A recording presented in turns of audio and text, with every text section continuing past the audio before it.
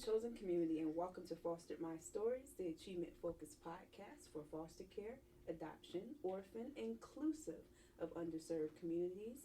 I'm your host, Shalina Michelle Tate, and on today's cast episode, I would like for you to get to know my July guest, LaToya Reed, director of South Carolina Youth Challenge Academy. Hello, Miss Reed. How you doing? Hello, how are you? I'm doing well. Doing well. Good.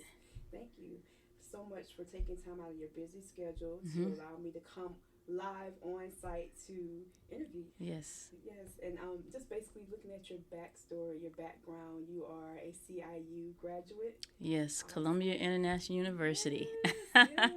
Dynamic school. I know somebody else who went there as well. Can you tell listeners hmm more about the South Carolina Youth Challenge?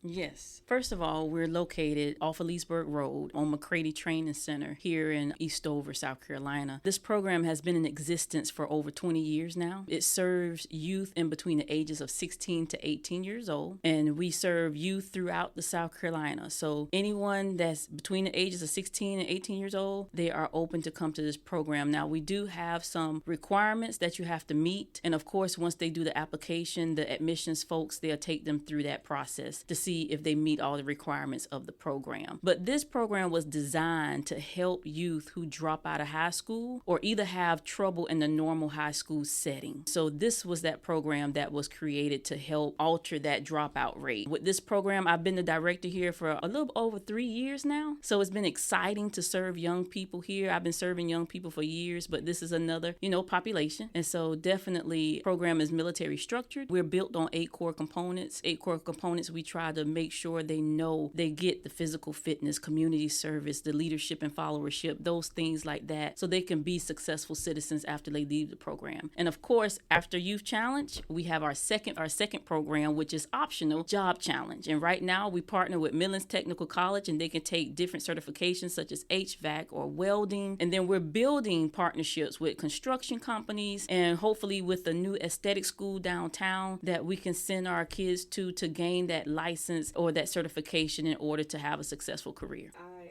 just finished up at a charter school where parents were constantly asking me, hey, what after school programs do you have? Is there anything in the community? So when I get some more questions like that, I know where to direct Yes, them please to. direct them our way. I see here grandmothers basically were the ones who instilled a lot of really wisdom in you. hmm Can you tell listeners briefly what characteristics, what things did they instill in you as a youth? Oh man, grandmothers are so special. I always tell people that. Like, grandmothers was like, to me, my grandmothers played an important role in my life and my upbringing. They taught me a lot of different things. They gave me a lot of different nuggets to use in life. One of my grandmothers used to say always, make sure you be careful on who you call friend. Back then I was like, well, I got a lot of friends, Yeah. grandma. And she was like, no, you have a lot of associates, but you don't have a lot of friends. And she said you got to be careful who you call friend. Well, back in middle school, high school, I didn't know what she was really talking about. When I hit late high school, I realized what she was talking about, because I had some friends that flipped out for no reason. I didn't know what happened, how, why, but it was like, wow, I really thought they were my friend. Even as an adult, look back at some of my relationships, and I had some friends that just went by the wayside, and I really thought that person was my friend, but that person tried to ruin me, tried to destroy me. And I'm like, wow, now I really get what my grandmother was trying to teach me way back then. Be careful who you call friend. Yes, Yeah. that is a lesson, and thank you for sharing that transparency. Mm-hmm. That's a lesson for us all, whether you're a youth, whether you're Mm-hmm. an adult, whether you're seasoned, that you have to really pay attention to your surroundings and who's in your surroundings, Yes. who's in your environment, who's in your ear, Mm-hmm. because it plays a lot on self-esteem, it plays a lot on how you are able to progress or Mm-hmm. digress. Mm-hmm. Thank you for sharing that. Congratulations to 3 years of service. Mm-hmm. And you also would like to expand. Could you tell Mm-hmm. us briefly about wanting to expand, providing more for the youth that you serve? I can remember years ago serving youth directly, and now I'm kind of still serving youth, but kind of indirectly. I figured, like, unless you have hands-on, you gotta like really have hands-on, but sometimes it's the behind the scenes stuff that sometimes people don't realize that's also helping young people thrive. Like, being the director, I don't have a lot of hands-on with the kids like I used to when I was in different positions, but behind the scenes stuff, I make this program program better at a higher level in order to serve and give the programs that these kids need and the things that these kids need while they're here. In the community, I always partner with outside organizations if they need me to speak to youth, if they need me to do a training with young people, anything like that I'm willing to do to go the extra mile, from mentoring, teaching Bible studies, spiritual dancing, coach basketball team. I just don't put a limit on how and what I can do for young people to help them be better. I like how you say you don't put a limit. That's so true. A lot of youth today, they need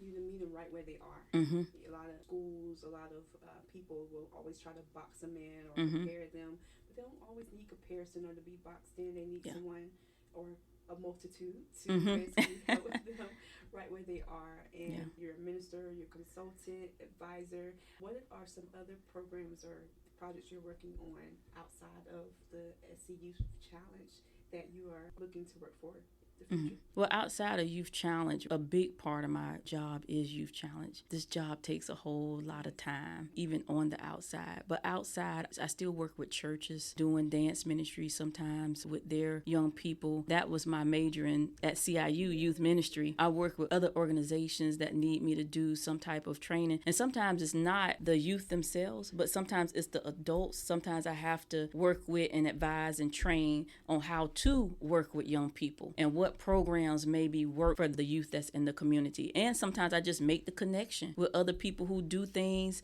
different from me or do something in another area that I may not be strong in, but I know this person is a good fit for this type of program here. So different things like that, making the connections in the community. And listeners, I encourage you to reach out to Miss Reed at her email address. That's Toya Reed, ToyaReed, 02@gmail.com. Your cell phone, can they reach you there? Yes, sure.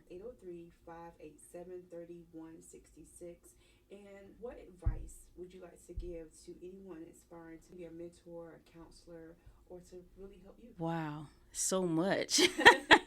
I could give several different pieces of advice. First of all, you said it earlier, you have to meet young people where they are in order to bring them up and raise that bar for them, because we as adults, we already on a higher level than our young people already, because we done lived life a little, we done graduated from college and different things like that. So we got to meet them where they are so they can feel like we're not better than them, so they can feel like they're important, so they can feel respected. That's a huge thing for young people. They want to feel respected because they're growing young adults, and so they want to feel respected. And so making sure, one of the things that I've learned early on in my career is to make sure whatever you do, whatever program you build, whatever ministry or whatever organization you build based on young people, make sure you have their voice at the table, because it's for them. It's their program. It's their organization. So it's important to have their opinions, their feedback. So it's important to have them at the table with us as we're building programming and different organizations for them. Man, I'm just beaming over here. I highly agree. You have to have their voice because you're telling their story, and they may not always have the words. And sometimes they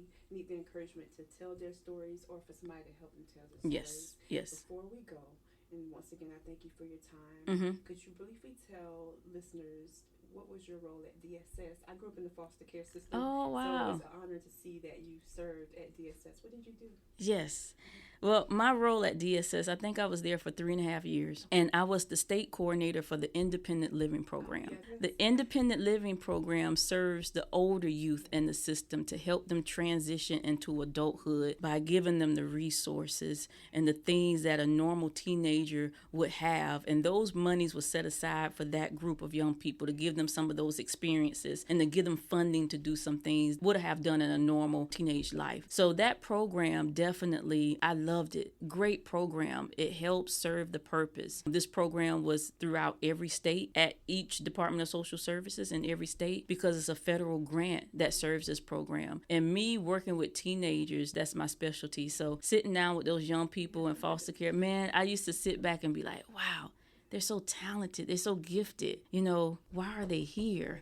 I wonder what happened to their families. And sometimes I knew the backstory and sometimes I didn't. Whatever the backstory was, a lot of those young people, they were grateful and they were hopeful, the ones I ran into. And you had some that were struggling, of course, because they struggle with the fact of being accepted, being loved, and different things like that. Young people in foster care, that's a hard tug for me. Great work. I enjoyed working with those young people and helping them transition out of foster care into the real world. Listeners, what Ms. Reed is speaking on, and we kind of spoke about it briefly before, but emancipation, when a foster care youth is transitioning out of the foster care system, they go through something called emancipation. She spoke about the program is there to really help them get the basic skills as far as like hopefully job placement. I know they do that SC Youth Challenge, job placement. Sometimes you need help managing your bills or knowing how to pay a bill, how to handle a bank account, how to even have your basic necessities. Taught all that.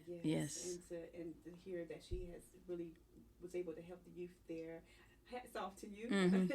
Thank you for your service there. Is there any projects you say you have not written a book, but is that a desire maybe? Yes. Matter of fact, it has been a desire for a few years, Shalina, and I just need to sit down and really be serious about it and get it done. Hopefully I can connect you to some people I know. Yes, probably so. Yeah, I just need to sit down and just get it done. Thank you so much for taking time out of your schedule. It's been an honor. Thank you. Thank you, and you're welcome. And if you, listeners, if your upbringing, community service, or job connects you to the foster care, adoption, orphan, or underserved community, I would love to chat at Chosen Child 1984 Facebook page. You could tune in next Wednesday at a new time, 5 p.m. Eastern Standard Time on Red Circle Podcast, Spotify, Amazon Audible, Radio Public, and Google Podcasts to listen to my interview with special guest LaToya Reed.